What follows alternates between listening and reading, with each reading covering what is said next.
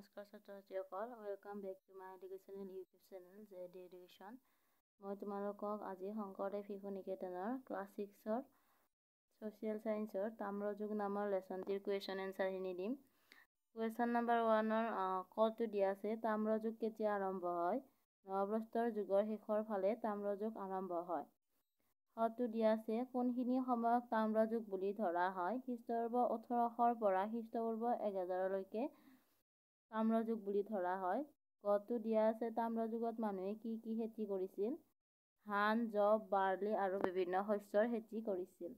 2 number কুৱেশ্যনটো দিয়া আছে, তাম্ৰযুগ আৰম্ভ হয় আদিপ্ৰস্তৰ যুগৰ শেষত, হৰপ্পা সভ্যতাৰ যুগত, নৱপ্ৰস্তৰ যুগৰ শেষত।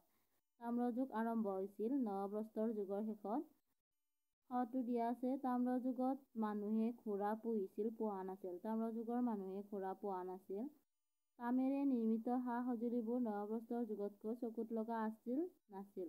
তামেৰে নিৰ্মিত সঁজুলিবোৰ নৱপ্ৰস্তৰ যুগতকৈ চকুত লগা আছিল। কুৱেশ্যন নম্বৰ 3 দিয়া আছে, তাম্ৰযুগৰ অধিবাসীসকলৰ কৃষি আৰু পশুপালন সম্পৰ্কে এটি টোকা লিখা। ইয়াৰে এনচাৰটো হ'ল, তাম্ৰযুগত কৃষিৰ ক্ষেত্ৰত বিশেষ উন্নতি পৰিলক্ষিত হয়। উন্নত সঁজুলিৰে ধান, যব, বাৰ্লি আৰু বিভিন্ন শস্যৰ খেতি-বাতি কৰিছিল। তাম্ৰযুগৰ অধিবাসীসকলে পশুপালন কৰা পৰিলক্ষিত হয়। এই যুগৰ মানুহে গৰু, ছাগলী, ভেড়া, মহ আদি পুহিছিল। কুৱেশ্যন নম্বৰ 4ত দিয়া আছে, কোন কোন ঠাইত তাম্ৰযুগৰ ভগ্নাৱশেষ পোৱা গৈছিল?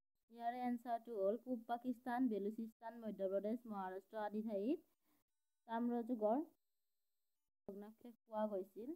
আজিলৈ ভিডিঅ'টো এইখিনিয়ে আছিল। কেনে পালা ক'বা। লগতে মোৰ চেনেলটো লাইক, শ্বেয়াৰ আৰু ছাবস্ক্ৰাইব কৰিবা। Thank U.